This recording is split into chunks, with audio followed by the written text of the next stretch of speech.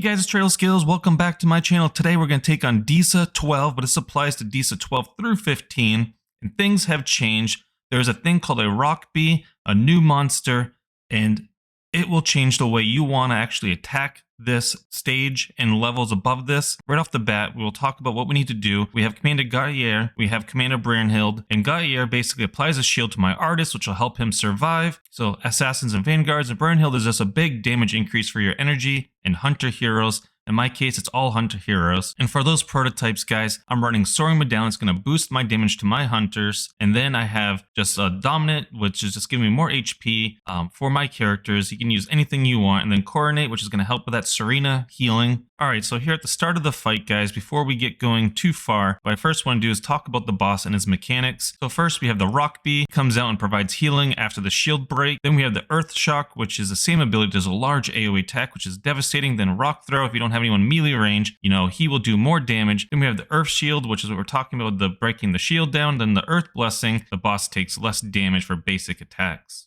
Alright guys, so here we go. Take Taylor, put him in manual, and I'll tell you here in a second, but if you take a look, we have 3 breakpoints that we want to hit. If we get to those stages, that's where the shield pops up and we start getting tons of ultimates. So let's take our Taylor, do one jump over to the wall, not against the boss, but against the wall. And why is this important? Well, if you don't have a multi-hitter, by the way, you put him back onto manual.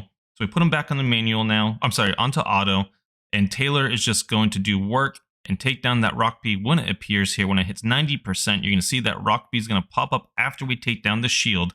But since I have Ryzeris, this stage is full auto because Ryzeris will kill this Rock Bee at this point all on her own.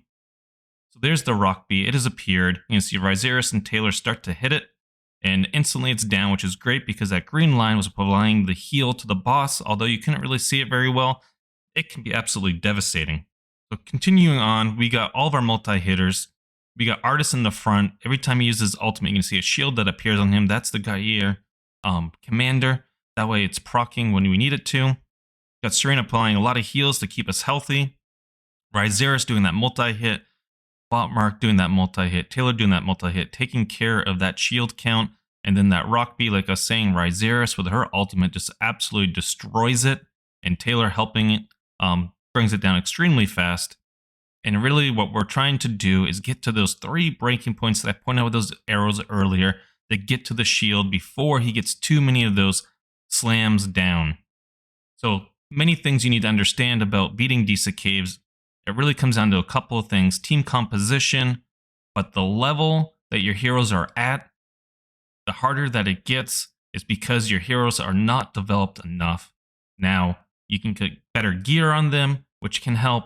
But you want to make sure you're focusing on getting those levels up to get to these different breakpoints with their damage and making sure you have their talent points filled out, the correct gear on your heroes.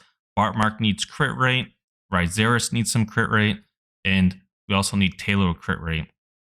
After that, you have Artis and Serena just basically running in full HP percents.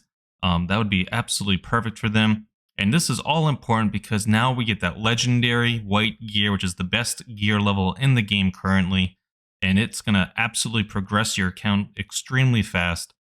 What I highly recommend is once you start getting white gear, to find those flat stats that we don't like, you go in and you smelt. For smelting, guys, I like to use Hero or Sun Signet. I'm a big fan of Sun Signet. It's an absolutely amazing set of gear. And I have nothing here to smelt or I'd show you so. But getting Sun Signet gear is extremely important, especially when you get attack percent on the helmet, attack percent on the boots, and crit rate on the gloves, and then eventually getting crit damage on the gloves. Sun Signet, you're going to use even at the latest stages of this game, so the faster we get good pieces, the better.